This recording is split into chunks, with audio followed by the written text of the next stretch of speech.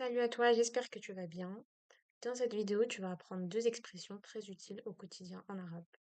La première, c'est ana waqt, puis tu ajoutes une suite à cette phrase. Cela signifie c'est l'heure de, et il faut rajouter quelque chose. Donc par exemple, on pourra parler en l'occurrence dans cette vidéo de nourriture, hana waqtul fatur, qui veut dire c'est l'heure du petit déjeuner. Pour dire c'est l'heure du déjeuner, hana waqtul ghada. حان وقت الغداء. Pour dire que c'est l'heure du dîner, on dira حان وقت العشاء.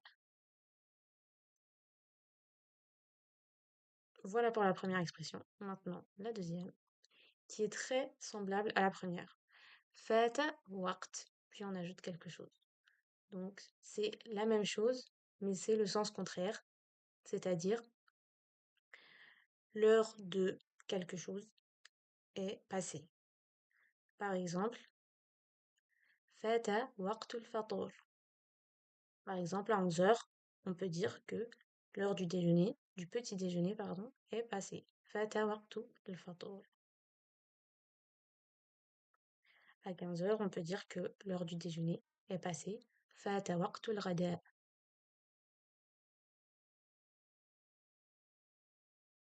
À presque 3 heures du matin, on dira Fata waqtu al-asha. L'heure du dîner est passée. Petite révision.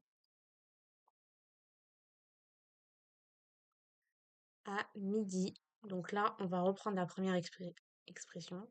À midi, on dira, à ton avis, حان وقت الغداء. حان وقت الغداء. Donc là encore, حان وقت à 7h30. حان وقت الفطور.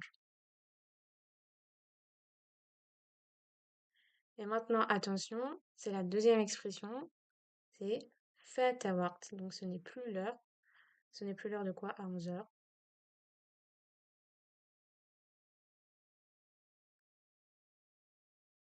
فات وقت الفطور. Maintenant, on peut combiner les deux expressions ensemble.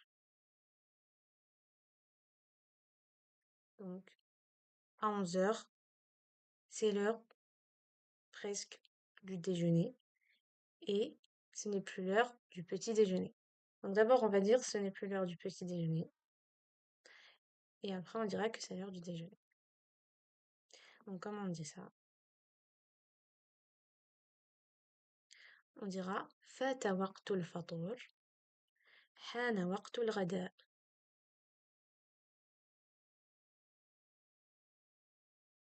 Ensuite, à 21 heures, c'est plus l'heure du déjeuner, c'est l'heure du dîner. Comment on dit ça?